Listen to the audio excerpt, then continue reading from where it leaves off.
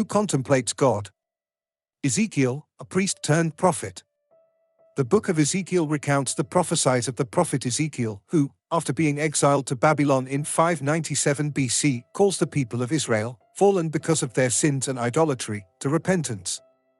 He announces divine judgments on Jerusalem, but also the hope of future restoration, return from exile, and spiritual renewal with a transformed heart.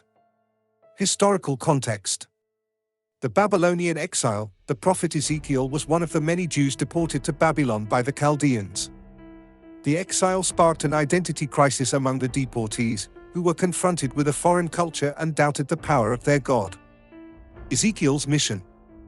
The role of the prophet, Ezekiel is called by God to be a sentinel for his people, conveying the divine message to them despite their failure to listen. Vision of God's glory. Ezekiel has a vision of God's glory, a sort of heavenly throne, and becomes a prophet to the exiles. Contents of the book.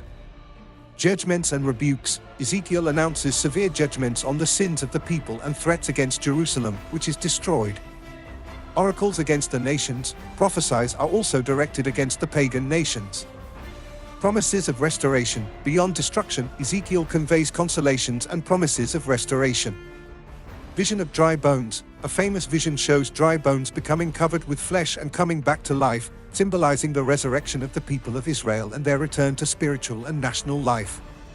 The new heart. God promises to give his people a new heart and a new spirit, enabling renewal and a renewed relationship with him.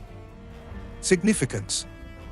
Hope in times of tragedy. Despite the dark events of its time, the book of Ezekiel is full of hope for the future of the people of Israel. Transforming people. Studying Ezekiel strengthens faith in God's ability to transform individuals and nations.